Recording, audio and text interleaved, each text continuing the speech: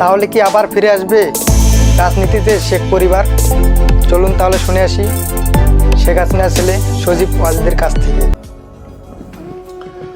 আমি সজীব ওয়াজেদ জয় বলছি। বাংলাদেশে এখন একটি বিশৃঙ্খল পরিস্থিতি চলছে।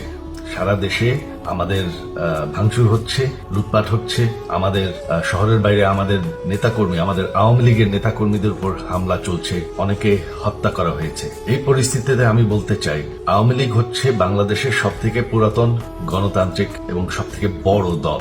আওয়ামী লীগ কিন্তু মরে যায়নি। আওয়ামী লীগ এই দেশকে, বাংলাদেশকে স্বাধীন করেছে। আওয়ামী লীগকে শেষ করা সম্ভব না। আমরা বলেছিলাম যে আমার পরিবার আর রাজনীতি করবে না, তবে আমাদের নেতাকর্মীর উপর যেভাবে হামলা হচ্ছে, এই পরিস্থিতিতে আমরা হাল ছেড়ে দিতে পারি না। বাংলাদেশে যদি গণতন্ত্র, নতুন বাংলাদেশ গড়ে তুলতে হয়, আওয়ামী লীগ ছাড়া সম্ভব না। আওয়ামী লীগ হচ্ছে সব থেকে বড় দল। আওয়ামী লীগ কোথাও যাবে না, আওয়ামী লীগ শেষ হয়ে যাবে না, আওয়ামী লীগকে শেষ করা সম্ভব না। আওয়ামী লীগের নেতাকর্মীদের আমি সবাইকে আহ্বান জানাচ্ছি যে আপনারা সাহস নিয়ে দাঁড়ান, আপনারা একা না, আমরা আছি। বঙ্গবন্ধুর পরিবার কোথাও যায়নি, আমরা আপনাদের সাথে আছি।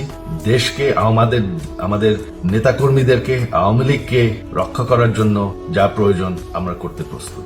এই যে আমাদের বর্তমান যারাই আছে ক্ষমতায়, তাদেরকে আমি বলবো যে আমরাও একটি গণতান্ত্রিক, শৃঙ্খল, নিরাপদ বাংলাদেশ চাই, জঙ্গিবাদ মুক্ত। তার জন্য আমরা সবার সাথে আলোচনা করতে প্রস্তুত। শুধুমাত্র তারা যদি জঙ্গিবাদ এবং ভায়োলেন্স বাদ দেয়। শেখ হাসিনা মরে যাননি, আমরা কোথাও যাইনি। বাংলাদেশ আওয়ামী লীগ ছাড়া গণতন্ত্র, নির্বাচন সম্ভব না। এই বলে আমি আমার কথা শেষ করছি। জয় বাংলা।